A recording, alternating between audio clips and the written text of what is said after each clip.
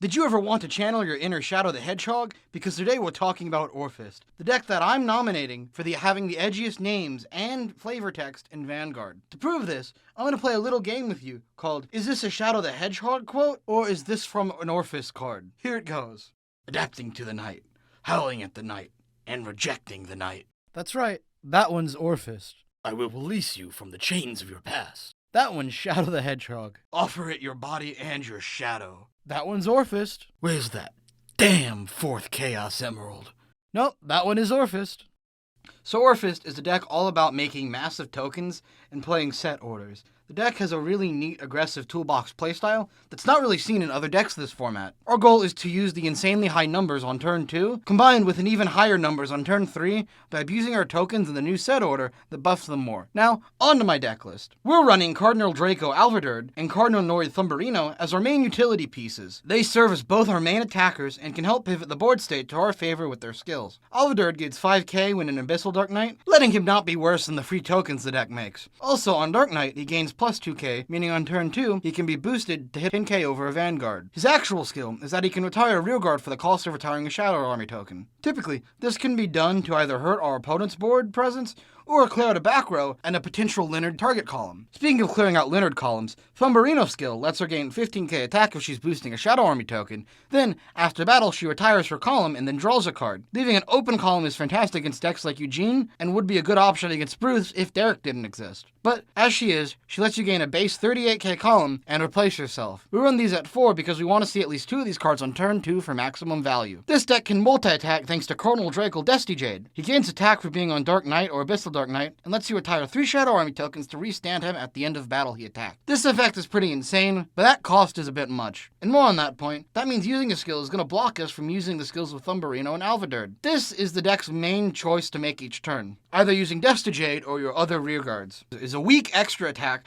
more worth it than 3 bigger attacks and a retire? Thanks to the new order, I believe the extra attack can be more worth it. This card is a 3 of thanks to the awkward ratios enforced on us by the 7 orders and some other needs the deck has. That other need is Detonation Mutant Bulbamine in Cardinal Fang Rayosula. Bulbamine is a self-soul charge and a counter charge. Previously, I was running other counter charges in this deck. Thanks to the new Overcoming an Eternity order, we need soul chargers more than anything else. This card is also live on turn 2, so does that going forward as well. Rayosula is an alternate way to get tokens without counterblasting. This already makes him an excellent choice to run in this deck. You can also check the top 3 for a world order and add it to hand. Rayosula is the best alternative to still play when being counterblast starved, and this is why we run 2 of him. I feel it's definitely worth it to fuck up the ratios of some other cards in this deck to ensure we have this option available. Here is the odds to draw a set order. These aren't perfect odds, they're all very solid. The exact chance is a bit higher thanks to Rayosula, but that's not reflected in these numbers. So based off this, I believe that 7 orders is the optimal number of orders to run in the deck. So that brings us to the question, which orders are we running? Well, in my opinion, the best order to run is Overcoming an Eternity. This card gives Shadow Army tokens an extra 5k when summoned, and yes, it does stack with itself.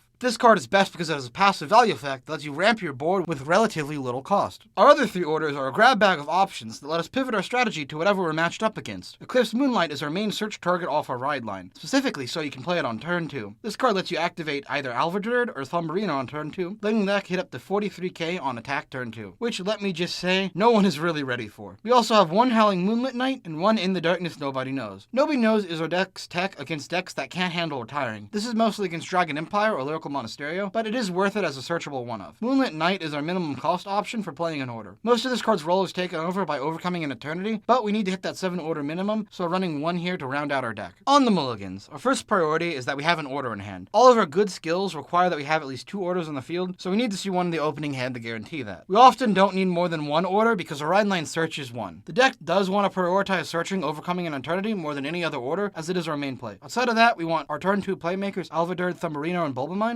Lastly, we want to restand or Desti Jade. Keep PG's crits and front triggers for matchups where guard is important. Keep Persona Rides for matchups where you think late game is going to be important. For matchups you think late game is going to be important. Keep Rayosula if you think your opponent is going to try and counterblast starve you. Put back heal and over triggers. For matchups, I want to start off by saying this deck has a pretty excellent Bruce matchup due to its insane early game pressure. If it goes first, then it's a pretty easy kill on Bruce. The deck also does well into Nirvana because of retiring and Barra Magnus because of its insane early numbers. This deck struggles against Prison, Loronarol, and Eugene. Prison can rip cards out out of hand and can imprison your key units from board. This means they can burn through your resource and punish you for aggroing. On the deck rating, while it's technically got more than 3 attacks, the condition for the multi-attack is a bit restricted, and it really limits the power output on Orfist. This deck gets a 3 out of 5 on power. Plus side to this deck is you can be mediocre extremely quickly. This deck is live on turn 2 and can play around turn 1 if needed. 5 out of 5 on speed. The deck has some easy retiring options, but that's all it really has for control. 2 out of 5. This deck's got an average consistency, but not seeing enough orders can hurt the deck severely. 3 out of 5. The deck can pivot its strategy a fair bit thanks to the different options our order and units provide us. 3 out of 5 on versatility. This deck draws a fair bit, but more importantly, the deck's value comes from the free units called by Orfist, letting you save hand. 4 out of 5 on value. Overall, this deck is a pretty good deck to play if you hate Bruce. Outside of this, the deck feels a little underwhelming. You have janky restanding and no extra crit. I say we give this deck a grade 1 order to really let it go crazy. I recommend this deck to people who like aggro decks and cool art. Thanks for watching. I'm still working on that Flagberg video, and I should have a Bruce video up after bro. What do you guys think about the logo change? I tried to make it a bit more original. The feeling I went for is you're at a club late at night, and some dude buys you a drink, and then spends the next 3 hours talking to you about a shitty card game no one cares about. See you next time.